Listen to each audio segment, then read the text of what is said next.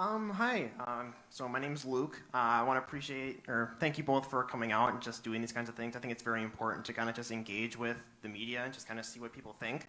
So I guess my question relates somewhat to transgender people and how you feel like people who are transgender, who transition at a certain point in their life, who become very patriotic and become very passionate about this country and still want to care for it and make their part and just kind of contribute. How would you go about, taking care of and just interacting with those people as they try to, fight the constant media and just the way that things are so pandered all the time? I'm just curious as to how you would argue that. Well, it would depend on that individual because I have a person that I work with who is a gay man who doesn't believe in gay marriage. So, and that seems like very strange. You would never think of that, right? But I know transgendered individuals who believe and speak out on the fact that they believe that transgenderism, gender dysphoria, is a mental disorder.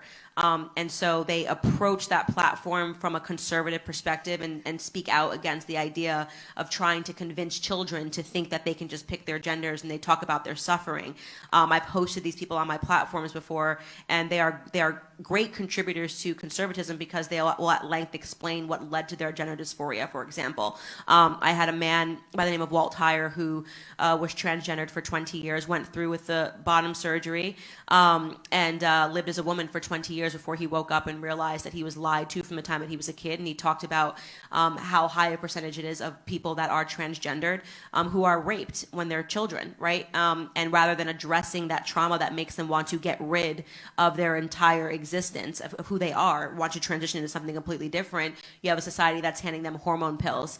And obviously he had sex change regret.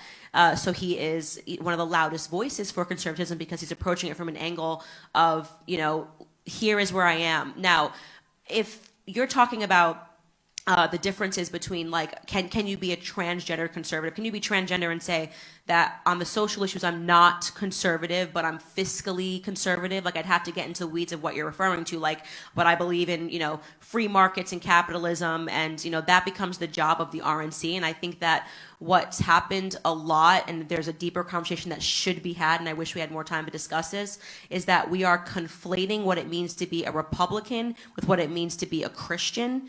And so I'd need to understand what you're, and we shouldn't do that. We should not do that, right?